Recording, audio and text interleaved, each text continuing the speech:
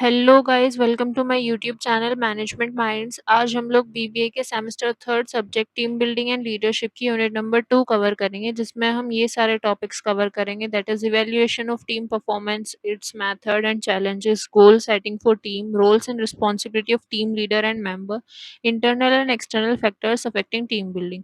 तो चलिए शुरू करते हैं।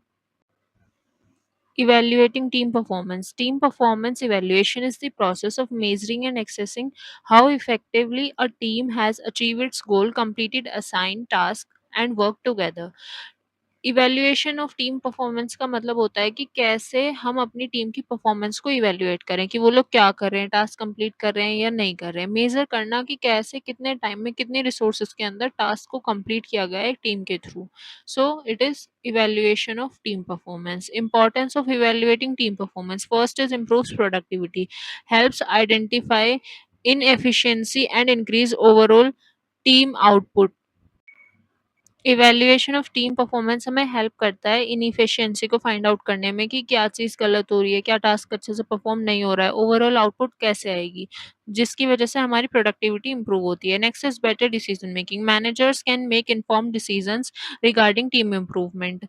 With the help of evaluation of team performance हम पता कर सकते हैं कि कौन सा टीम मेंबर अच्छे से काम कर रहा है, तो उसके अकॉर्डिंग हम डिसीजंस ले सकते हैं कि कैसे हम टीम को इम्प्रूव करें। अगर उनको ट्रेनिंग की रिक्वायरमेंट तो ट्रेनिंग दे करके, अगर उनको किसी रिसोर्सेज की रिक्वायरमेंट है तो वो प्रोवाइड करके, सो उससे रिगार्डिंग डिसीजंस लेने में हेल्प करती है। Next is increases accountability. Every member becomes responsible for assigned work.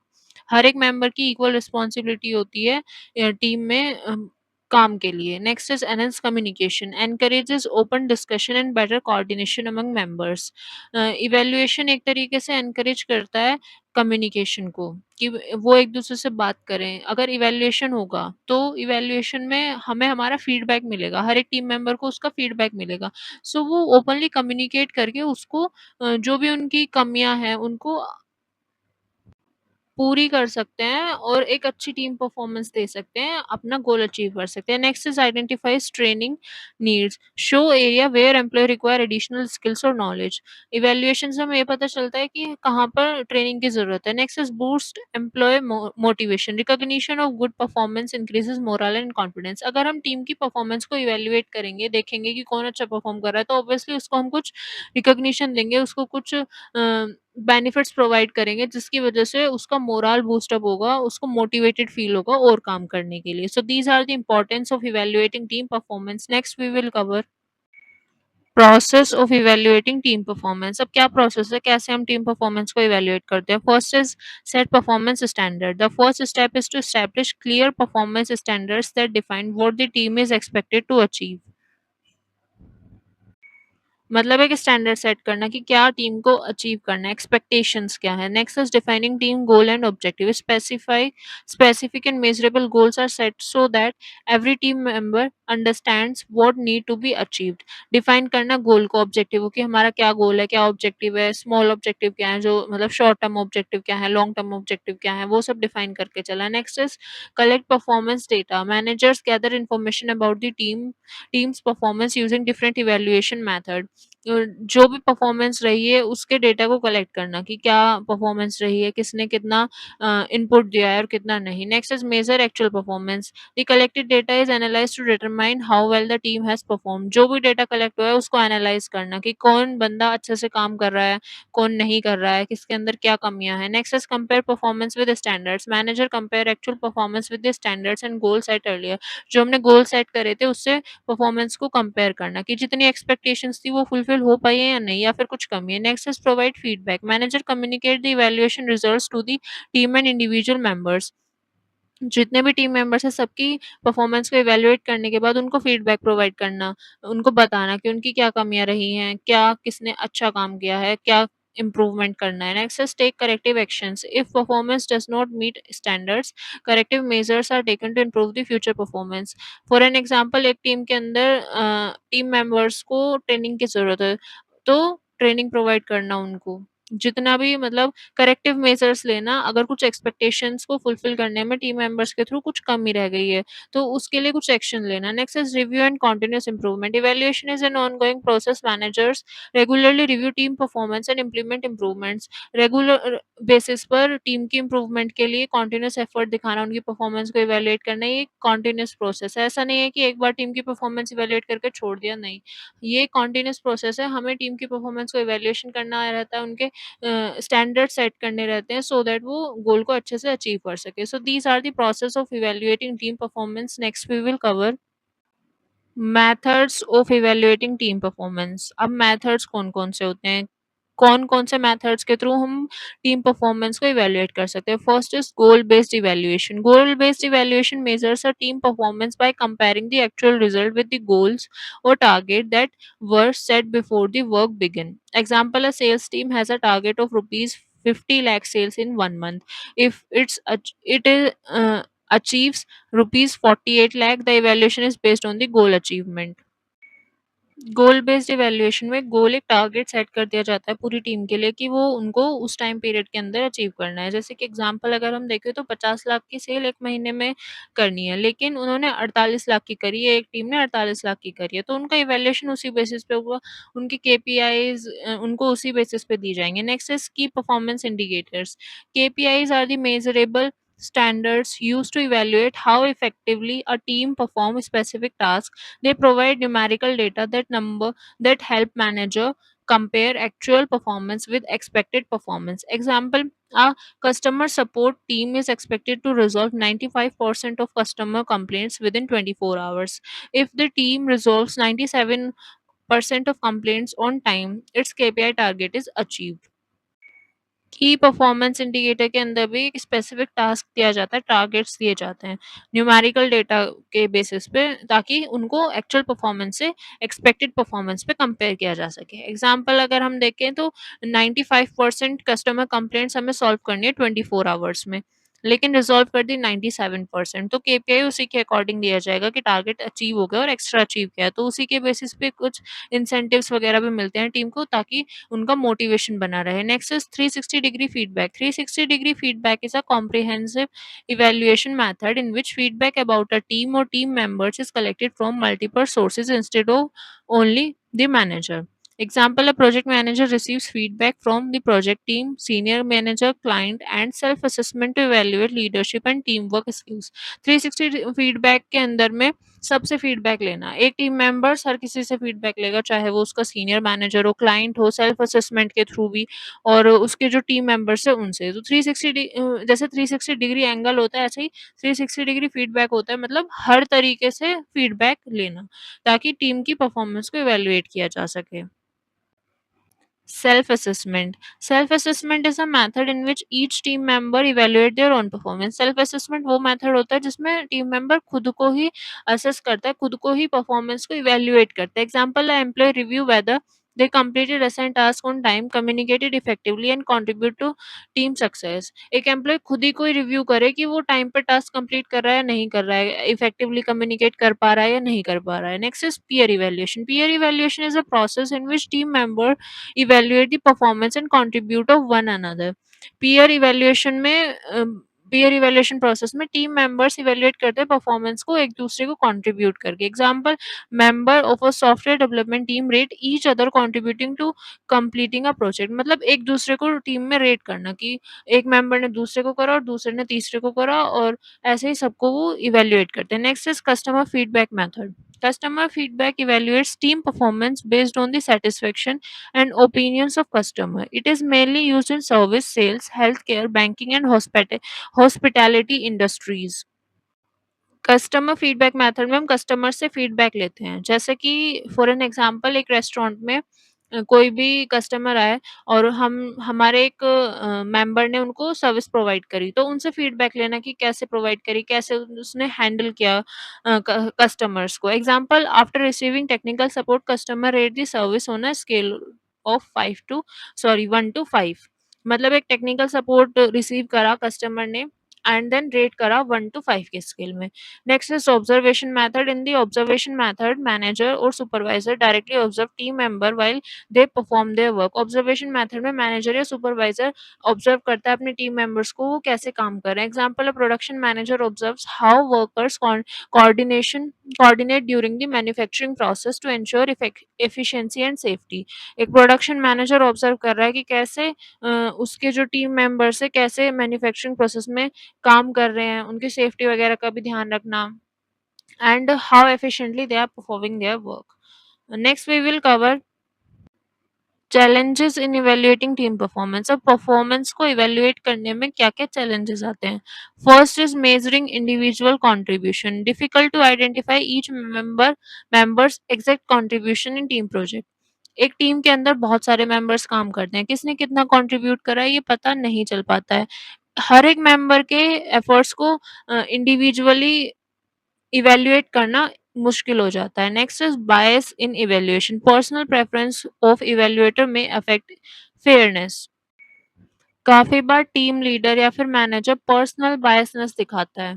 For an example, एक टीम मेंबर की उसके मैनेजर से किसी बात को लेकर के बहस हो जाती है, किसी भी प्रोजेक्ट को लेकर के, किसी भी काम को लेकर के, लेकिन वो पूरा एफर्ट दे रहा है अपना टीम मेंबर, लेकिन फिर भी उसकी उससे बहस हो गई तो कहीं पे पर्सनल बायसनेस, कुछ पर्सनल रीजंस की वजह से वो मैनेजर उसको अच्छे से इवैल्यूएट ना करे या फिर पर्सनल बायसनेस दिखाए, उसको कम केपीआईज प्रोवाइड करें। Next is poor communication. Lack of communication can lead to incorrect evaluation. कुछ लोग ऐसे होते हैं जो इंट्रोवर्ट होते हैं लेकिन वो अपना काम में 100% देते हैं। तो इंट्रोवर्ट होने की वजह से उनका कम्युनिकेशन अच्छा नहीं हो पाता उनके मैनेजर्स के साथ, उनके सीनियर्स के साथ, जिसकी वजह से मैनेजर या सीनियर समझते हैं कि ये अच्छे से परफॉर्म नहीं कर पाता, जिसकी वजह से पुअर कम्युनिकेशन की वजह से उनकी इवैल्यूएशन पे फ़र्क पड़ता है। तो ये भी डिफ़िकल्ट है, एक चैलेंज है मैनेजर के सामने कि कैसे वो इंट्रोवर्ट पर्सनैलिटी के साथ डील करे, कैसे वो उसकी परफॉर्मेंस को इवैल्यूएट करे। Next is unclear objectives. Without clear goals measuring success become difficult. अगर ऑब्जेक्टिव क्लियर नहीं हो पाता तो मेजर करना परफॉर्मेंस को वो भी डिफिकल्ट हो जाता है। Next is resistance to feedback. Some employees may not accept criticism positively. कुछ एम्प्लॉइज़ अपनी गलतियों पर, अपनी खामियों पर पॉज़िटिवली रिएक्ट नहीं कर पाते हैं। जैसे कि वो ऐसा नहीं करते हैं कि हाँ, हमारी गलती है और हम वो चीज़ एक्सेप्ट कर रहे हैं और हम उसको इम्प्रूव करने की कोशिश करेंगे। Next is different skill level. Team member have varying abilities making comparison difficult. हर एक टीम मेंबर के अलग कैपेबिलिटीज़ हैं, अलग एबिलिटीज़ है काम करने की, तो उनकी परफॉर्मेंस को एक ही उसमें मेज़र करना डिफ़िकल्ट होता है एक ही स्केल में। Next is lack of proper evaluation tools. Inadequate tools reduce the accuracy of assessment. Proper evaluation tools नहीं होते हैं। Next is time consuming process. Collecting data and feedback from various sources require significant time. ये बहुत ही ज़्यादा time consuming process है क्योंकि हर एक team member को इवैल्यूएट करना, उनकी परफॉर्मेंस को देखना, उनके आउटपुट को देखना, ये टाइम कंज्यूमिंग प्रोसेस है। So these are the challenges in evaluating team performance. Next we will cover goal setting for team. Goal setting is the process of establishing clear objectives and targets that guide a team's efforts and help measures its performance and success. Goal setting क्या होता है? Team के लिए goal set करना, एक clear target establish करना ताकि वो उसको अचीव कर सके, उसकी तरफ टीम काम कर सके। तो ये होता है एक smart goal. Smart goal set किए जाते हैं। स्मार्ट की फुल फॉर्म होती है specific, measurable, achievable, relevant and time bound.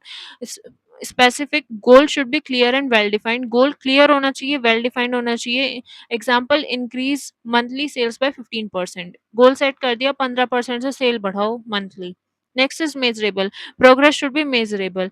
Progress measurable होनी चाहिए, मतलब इस तरीके से गोल्स को सेट करना कि वो उसको हम मेजर भी कर सके। अचीव 500 न्यू कस्टमर रजिस्ट्रेशन, एक प्रॉपर गोल सेट करना जिसको हम मेज़र कर सकें, जैसे कि न्यूमेरिकल फॉर्म में 500 new customer registration. Next is achievable. Goal should be realistic and attainable.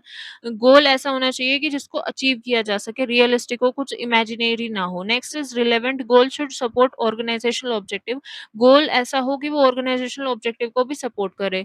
Example, improve customer satisfaction to strength business growth. Customer satisfaction को बढ़ाना जिससे बिजनेस ग्रोथ हो जाए। Time bound. Goal should have a deadline. Goal जो हमने set किया उसकी deadline भी होनी चाहिए कि तुमने इस टाइम तक ये गोल अचीव करना ही करना है। Example, complete the project with in 3 month, 3 महीने के अंदर कोई प्रोजेक्ट कंप्लीट करना। तो गोल जो है वो स्मार्ट गोल होना चाहिए, specific, measurable, achievable, relevant and time bound. Next we will cover process of goal setting for team. क्या प्रोसेस है गोल सेट करने का? First is identifying organisational objective.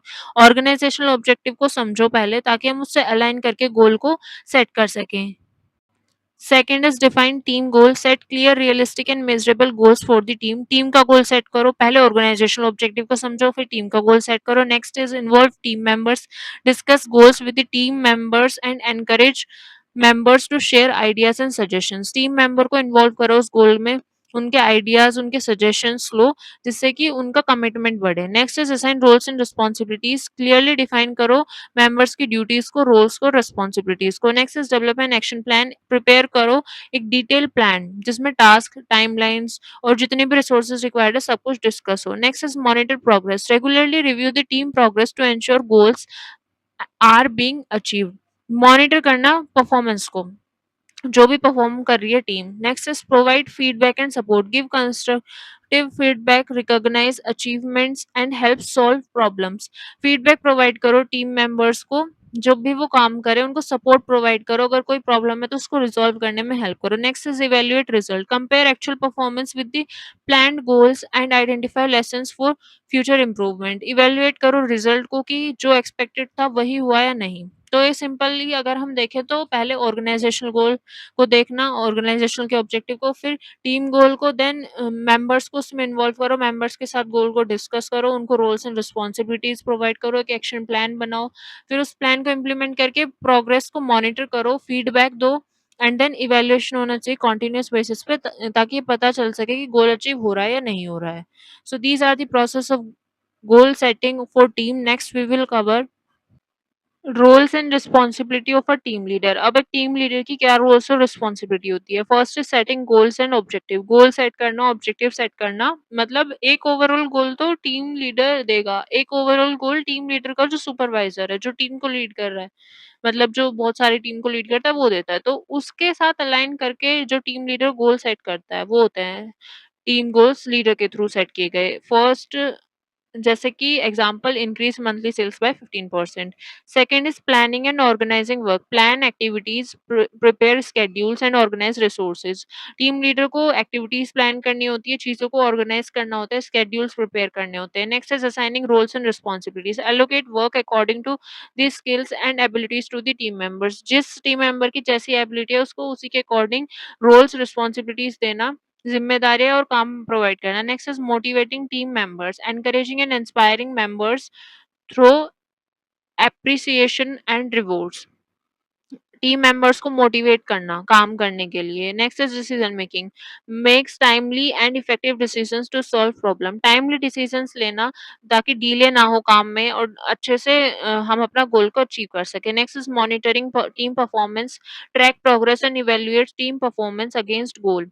Track करना टीम मेंबर्स की परफॉर्मेंस को, evaluate करना, मेजर करना कि वो अच्छे से काम कर रहे हैं या नहीं कर रहे हैं। नेक्स्ट इज कॉन्फ्लिक्ट रेजोल्यूशन, अगर टीम मेंबर्स के बीच में कोई लड़ाई हो जाए, कोई डिसएग्रीमेंट है, तो उनकी उस लड़ाई को रिजॉल्व कराना is the responsibility of team leader. Next is managing time and resources, ensure efficient use of time, budget and other resources. ये एंश्योर करना कि टाइम पर काम कंप्लीट हो, बजट के अंदर और रिसोर्सेज के साथ, मतलब ओवर एक्सप्लॉयटेशन ना हो रिसोर्सेज का, कोई वेस्टेज ना हो। Next is ensure quality of work, check that work meets organisational standards and quality requirements. मतलब जो टीम मेंबर काम कर रहे हैं वो क्वालिटी ऑफ वर्क अच्छी है या नहीं है, मतलब वेस्टेज तो नहीं कर रहे हैं रिसोर्सेज का, या कुछ घपलेबाजी तो नहीं कर रहे हैं मटेरियल यूज करने में, या फिर कुछ और अगर ऑर्गेनाइजेशन के स्टैंडर्ड्स है तो वो मीट हो पा रहे हैं या नहीं हो पा रहे हैं। So these are the roles and responsibilities of team leader. Next we will cover roles and responsibilities of team members. अब टीम मेंबर्स की क्या रोल्स एंड रिस्पॉन्सिबिलिटी होती है? First is understanding team goals, team members should clearly understand the team's objective and work towards achieving them. Example, a sales team member work to achieve the monthly sales target. Team members को team goal को समझने की ज़रूरत है। अच्छे से पहले understand करें, उसको समझें कि क्या गोल है और हम उसको कैसे अचीव कर सकते हैं। Next is performing assigned task. जो टास्क टीम लीडर के थ्रू उनको दिया गया है, उस टास्क को बिना किसी आनाकानी के अच्छे से परफॉर्म करना, कोई घपलेबाज़ी ना करते हुए। Next is effective communication, share ideas, information and progress openly with other team members. Communicate करना, अपने आइडियाज़ को अच्छे से इन्फॉर्मेशन को शेयर करना। कम्युनिकेशन एक टीम का मोस्ट इम्पोर्टेंट पार्ट होता है। अगर हम कम्युनिकेट करके अच्छे से काम करेंगे तो काम अच्छा होगा। हम टारगेट अच्छे से अचीव कर पाएँगे। Next is cooperative and cooperation and collaboration. Work together with other members and support each other to achieve common goals. Example, helping a colleague complete a project before the deadlines. Cooperation करना, एक दूसरे को मतलब समझना, उनके साथ cooperate करना, जैसे टीम मेंबर्स को काम मिले जाए उन उसके अकॉर्डिंग काम करना। Next is taking responsibility. Be accountable for assigned work and accept responsibility for successes and mistake. Example, corrective error found in one's own report. अपने असाइन टास्क के लिए रिस्पॉन्सिबल होना, मतलब टीम मेंबर्स को रिस्पॉन्सिबिलिटी लेनी चाहिए अपने टास्क की, जो उन्होंने किया है और जो उनको करना है।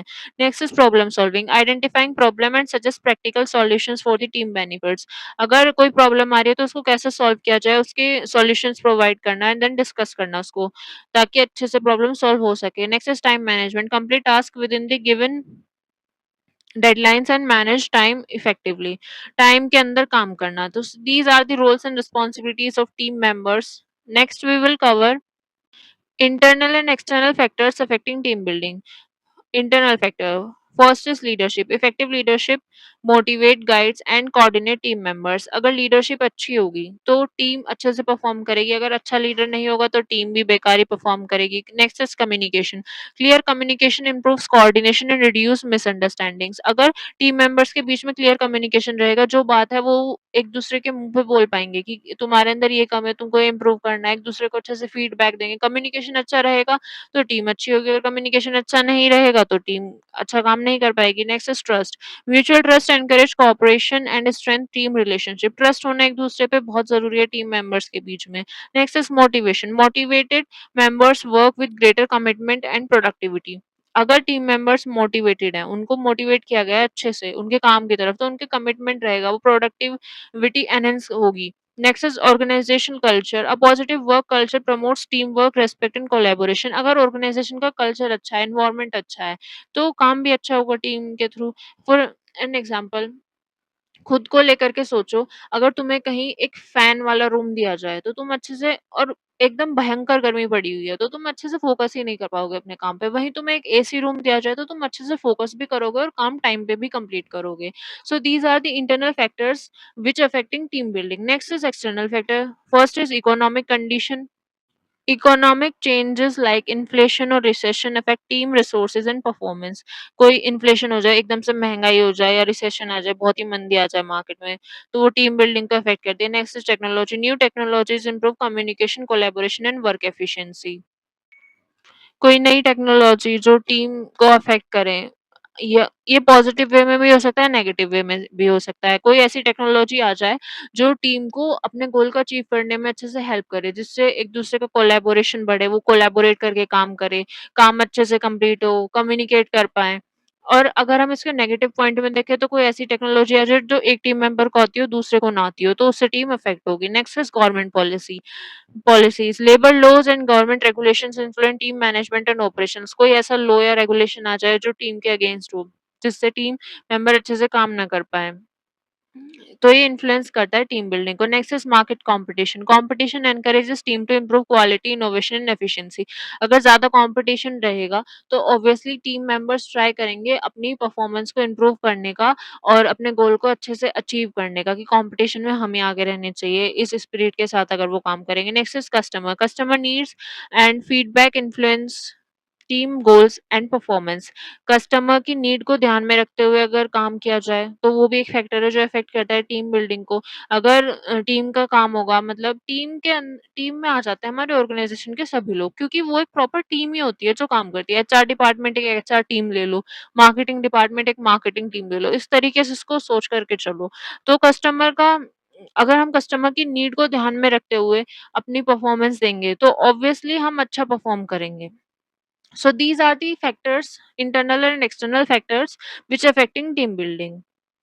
So thank you so much guys. आप लोगों की ये यूनिट यहीं पर ही कंप्लीट होती है। अगर आपको वीडियो पसंद आई है तो वीडियो को लाइक करें, चैनल को सब्सक्राइब करें और अपने दोस्तों के साथ शेयर करें। और अगर आपको ये नोट्स चाहिए, इसमें मैं कुछ एडिशनल पॉइंट्स डाल दूंगी, तो आप मेरे टेलीग्राम को ज्वाइन कर सकते हैं, वहां से अपने नोट्स डाउनलोड कर सकते हैं। Please do like, subscribe and share with your friends. Thank you.